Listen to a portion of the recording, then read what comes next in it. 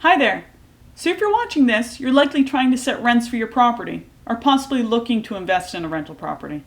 Whether you own, manage, or are investing in one rental property, or hundreds of units across the country, you need to be able to set fair market rents confidently. If your rent's set too high, it can sit on the market and you'll miss out on monthly rental income. And if the rent's set lower than the competition, you'll leave money on the table, and no one wants to do that. So to make things easy for people looking to set rents, we've compiled 5 things you can do to make sure you're setting the right rent amount. So let's get started. As we all know, rents vary greatly from market to market. A 2-bedroom apartment in downtown Manhattan is going to rent higher than a 2-bedroom garden-style apartment maybe 15 miles outside Charlotte, North Carolina.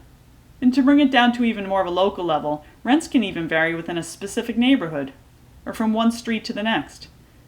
Obviously, many variables come into play and can impact what you can charge for rent.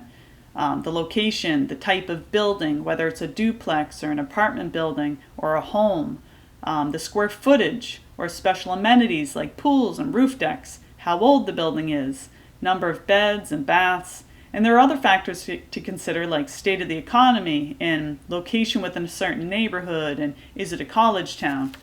So setting rents can take a little finesse, and you should consider a few resources. So let's dig into our 5 tips. First, stay up to date on economic and business activity in the local market. Is it thriving? Are stores closing down? Economic activity is one of the key drivers of rental housing demand, and it can impact the rental market in unique ways. For example, take the market in Baston.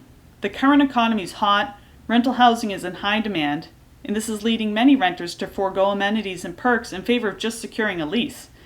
In this market, landlords can afford to make less concessions when negotiating, and many times even increase their rents. So make sure you have a feel for the local economy. Second on our list is to find some rent comp data. Check local apartment listings using the local paper, use online apartment guides or websites like Craigslist or Rentometer to get a feel for the going rents. Rentometer is a great site to get a good baseline idea for rents in an area, so many people like to use that as a starting point. Next up, make sure to chat with a local real estate professional about their take on the market or a specific neighborhood. Local experts like property managers, brokers, agents, appraisers, and even lenders are especially good at identifying the drivers of housing supply and demand unique to your market. They'll know more about jobs, local ordinances, building permits, zoning for new apartment buildings, and things like that. So basically try and find a local person who knows the lay of the land to give you the inside scoop. Our 4th tip seems basic, but make sure to use the rent per square foot whenever possible as a benchmark.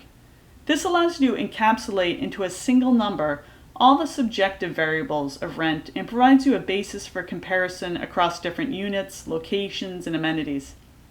Some rent data sites will have this data for you. For example, you can see that Rentometer reports offer dollar by square foot for all their rental listing comps, which makes things really easy when comparing properties.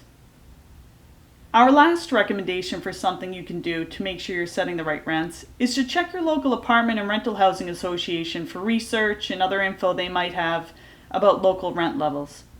They'll often have historical data and future forecasts and things like that. This is especially important for the real estate investors and developers out there. It never hurts to join a local apartment association or a real estate group so you can start building local contacts in the business as well. So there you have it, a few things to consider to help you set rents more confidently. Setting rents can be as much of an art as it is a science. However, as we've illustrated, with good current and historical rental data and a thorough understanding of the local market and market conditions, you can feel like you've done your homework and feel confident that your rent is fair. Thanks for joining us today. This has been a production of Rentometer.com. We really do love all things rental data. You can learn more about us at www.rentometer.com.